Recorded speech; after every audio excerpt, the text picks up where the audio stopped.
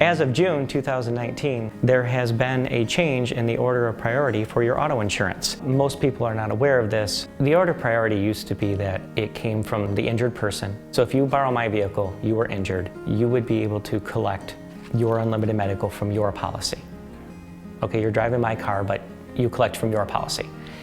If for some reason you didn't have a policy in force, then it would go to your spouse or your resident relative. If your spouse didn't have a policy, or a resident relative that lived in your home did not have a policy, then you would be able to collect the medical benefits from the owner of the vehicle's policy, and then you would be able to get your unlimited medical there. Or there was a fourth stop where you would be able to collect from the driver of the vehicle, because you may be a passenger in this vehicle, or you may be a pedestrian that was hit by this vehicle, and you would be able to collect from their policy. Now they've changed it where you can only collect from your policy, your spouse or resident relative. That's it. And it's no longer a max benefit from that plan. It would be limited to a $250,000 max payout for any medical bills, expenses, or injuries that you may have.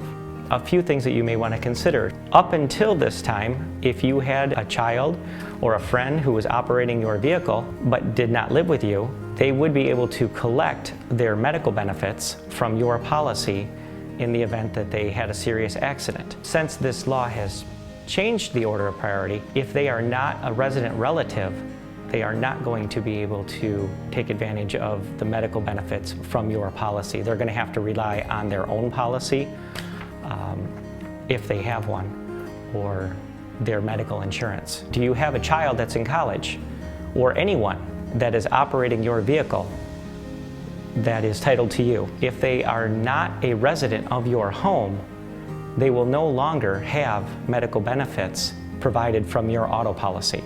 In the past, they would have, by just virtue of driving your vehicle, had access to your unlimited medical benefits. And so all of their medical expenses, God forbid there would ever be an awful accident, would be paid for by your auto policy.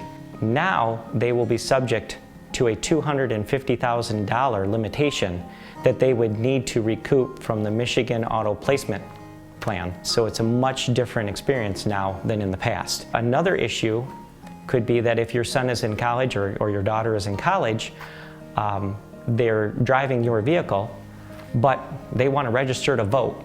And they decide that they're going to change their driver's license because they want to be able to vote and feel more independent. Whether they've known it or not, no longer are they a resident of your household.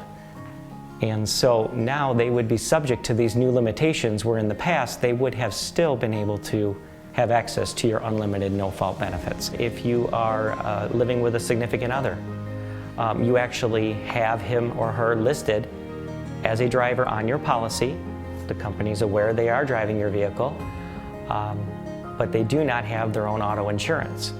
Because of the new law, they are not related to you by blood or marriage. They are not your resident relative. So they will no longer be able to be covered under your unlimited medical of your auto policy.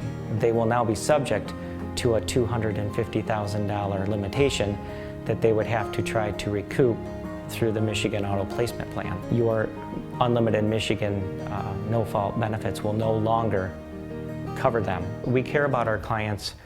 We want to make sure that you, your family, and your friends are properly protected. Please feel free to contact us. We want to make sure that we are a resource available to you for any questions or concerns that you may have.